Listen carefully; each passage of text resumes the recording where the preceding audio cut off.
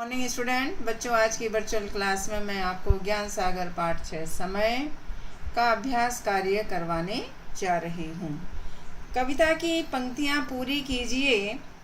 इतिहास सिखाता हमें समझना, समय सिखाता चलना, जीवन हमको सिखलाता है कभी न दिशा बदलना, समय के दरिया में बहना, जीवन एक मुक्ता है। यानी जो खाली स्थान है वो यहाँ पर शब्द दिए गए हैं, इन शब्दों को खाली स्थान में भरना है।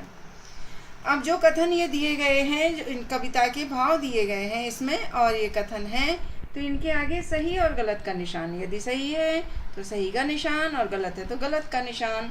प्रयत्न करने पर समय रुक सकता है, नहीं रुक सकता तो गलत है। जो पत्ता एक बार डाल से टूट गया तो वह नहीं जुड़ता है, बिल्कुल सही है। भीषण आंधी तूफान के आगे समय झुकता है, नहीं झुकता। प्रकृति भी समय के अनुसार चलती है, बिल्कुल चलती है। समय सबसे ज़्यादा बलवान है, तो आपका ये पहला गलत, दूसरा सही, फिर गलत, फिर सही, फिर सही। भाषा की बात। भाषा की बात में आपको समान अर्थ वाले शब्द लिखने हैं अपनी किताब से ही। क्षण का मतलब है, यानी जो कविता में आए हुए हैं समान अर्थ वो लिखने हैं। क्षण का मतलब है पल, हमेशा, सदा, मोती, मुक्ता, शक्तिशाली, बलवान। ये समान अर्थी शब्द आपके कविता में आए हुए हैं। प्रत्यय जोड़ करके नए शब्द बनाना है। चल प्लस ना, चलना। बदल प्लस ना, बदलना। समझ प्लस ना, समझना। झुक प्लस ता, झुकता। रुक प्लस ता, रुकता।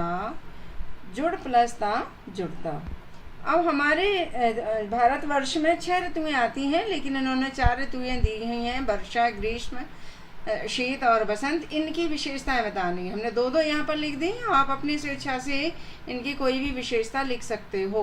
वर्षा ऋतु में बारिश होती है, आर्द्रता यानी नमी आती है उसमें। ग्रीष्म ऋतु में गर्म हवाएं चलती है, यानी गर्मी होती है, उष्णता आती है। शीत ऋतु में ठंडी हवाएं चलती हैं और बर्फ गिरती है, हिमपात होता है। और बसंत ऋतु में मौसम सुहावना हो जाता है, खुशनुमा हो जाता है, रंग बिरंगे फूल चारों ओर खिलते हैं। तो बच्चों, अब आपको अनुमान और कल्पना के प्रश्नोत्तर लिखने हैं। यदि आप सुबह समय पर विद्यालय नहीं पहुंच पाएंगे तो क्या होगा, आपको खुद लिखना है। विद्यालय नहीं पहुंचेंगे तो क्या होगा, आपको शर्मिंदगी होगी, अध्यापक के सामने आपको बताना पड़ेगा, बच्चे आप पर हंसेंगे, लेट कमर्स में आपका नाम आएगा। तो आप खुद इसका अनुमान लगा सकते हो। मान लीजिए कि आपने समय रहते परीक्षा की तैयारी नहीं की और परीक्षा का दिन आ गया, तो आप क्या करेंगे, आप टाइम टेबल बनाएंगे। क्योंकि तैयारी आपने पहले नहीं की, तो उसी हिसाब से टाइम टेबल बना करके आप उसकी तैयारी करोगे। तो ये आप अपने आप अनुमान और कल्पना लगा करके प्रश्नों के उत्तर लिखोगे। यही आपका होमवर्क है। धन्यवाद।